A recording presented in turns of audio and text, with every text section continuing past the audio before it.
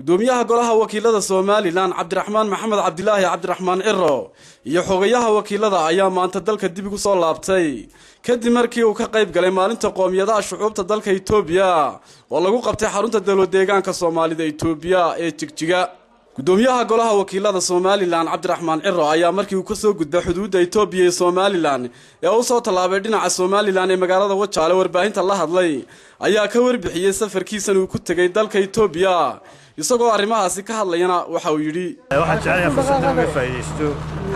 anigoo soo noqday dalkayga hooyo inaan marka hore u mahadnaqo dhammaan shacbiga deegaanka Soomaalida dalka Itoobiya oo sanadkan lagu qabtay maalinta qoomiyadaha ama maalinta dastuurka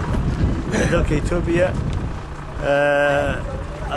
baarlamaan ahaan waxaan ka helay martiqaad rasmi ah gudoomiyaha baarlamaanka federaalka Itoobiya lagu martiqaaday inaan mas'uuliyadda ka soo qayb galo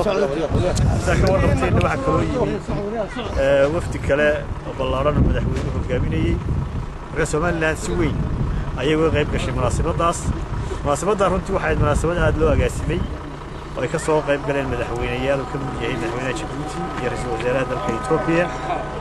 Soomaalilandna si qiimo leh oo mug leh ayay uga qayb gashay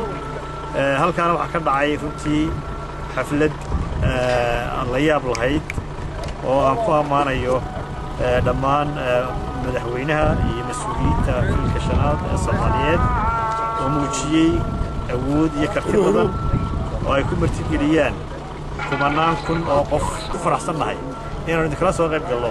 maalinta weyn aad ku qadarinaysa Cabdiraxmaan Maxamed Cabdilaahi Cabdiraxmaan Ciro gudoomiyaha golaha wakiilada Soomaaliland mar warbaahintu wax ka weydiisay in isaga iyo madaxweynaha jamhuuriyadda Soomaaliland Axmed Maxamed Maxamuud Siinaanyo iyo xubno kamid ah ku-xigeenadiisa aqalka wakiilada oo wax khilaafi ka dhaxeeyo ayaa waxa uu yiri anigii madaxweynaha khilaaf ka soo dhaxeeya madaxweynuhu martiqaad buu helay aniguna martiqaad baan helay marka loo wafdiyo reer Soomaaliland oo ka qayb galay munaasabadaas aan ahayn taasina kama turjumaynin khilaaf naga dhaxeeya gudoomiyaha wakiilada Soomaaliland Cabdiraxmaan Ciro ayaa markii uu tagay dalka Itoobiya oo ka qayb galay maalinta qoomiyadaha dalka Itoobiya si khaas ah kelidii dalka uga baxay isagoo oo maantana cid aanay ku wehelinaynin soo noqoshadiisa marka laga reebo xogayaha wakiilada Mukhtaar Nuux Ibraahim Hon Cable TV xuduudda Soomaaliland iyo Itoobiya ee Wajaale.